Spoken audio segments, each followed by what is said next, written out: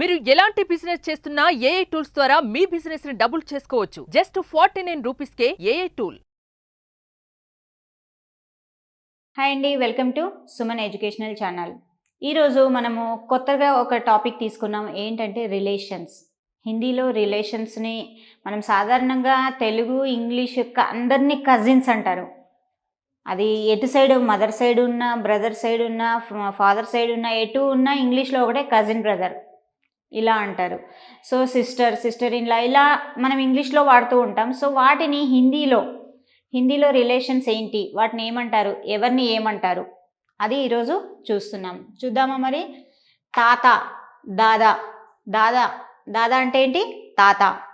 తాత అన్నది ఇక్కడ ఎవరితో మనము ఇచ్చేస్తున్నాము అంటే ఫాదర్ యొక్క ఫాదర్, నాన్న తాత.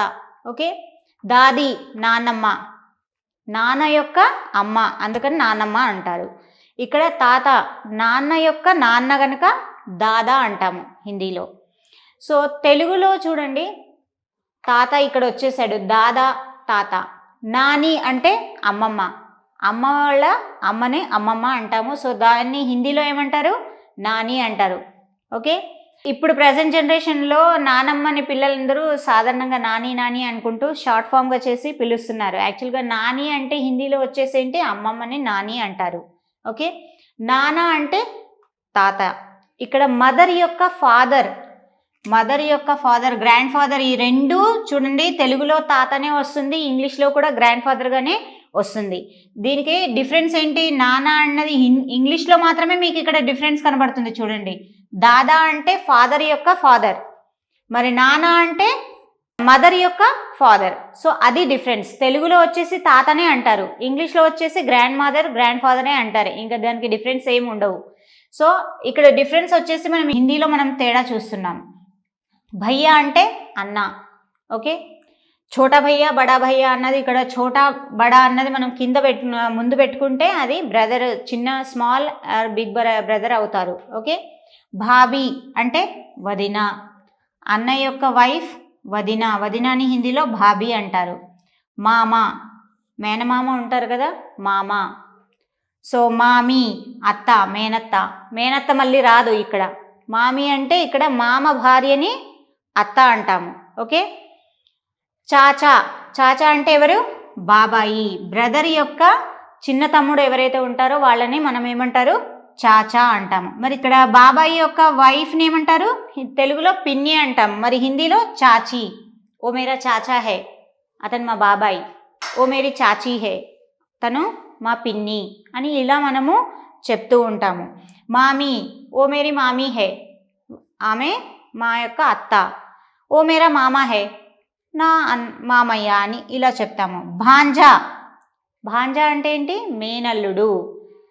భాంజా అంటే ఏంటి? మేనల్లుడు. అతడు నా మేనల్లుడు. ఓ మేరా భాంజా హే, అతడు నా మేనల్లుడు. అల్లుడు డిఫరెంట్, మళ్ళీ మేనల్లుడు డిఫరెంట్. భాంజీ మేనకోడలు. కోడలు కాదు ఇక్కడ, కోడలు అంటే మళ్ళీ బహు వస్తుంది. బహు అంటే కోడలు, మరి మేనకోడలు అంటే భాంజీ. ఓకే. భాంజీ, మేనకోడలు ఏమంటారు? భాంజీ అంటారు. ఓ మేరీ భాంజీ హే అంటే తను నా మేనకోడలు అని. ఓకే. సాలి అంటే మరదలు, వైఫ్ యొక్క సిస్టర్ ఉంటుంది కదా, తను సాలి అంటే ఎవరు? మరదలు. ఓకే. సాలా అంటే బావమరిది. వైఫ్ యొక్క బ్రదర్ ఉంటారు కదా, తనని ఏమంటారు? బావమరిది అంటారు కదా. మీకు తెలుగులో చాలా మందికి తెలుసు, బావమరుదులు అని మీరు మాట్లాడుకుంటూ ఉంటారు. సో బావమరిదిని ఏమంటారు? సాలా.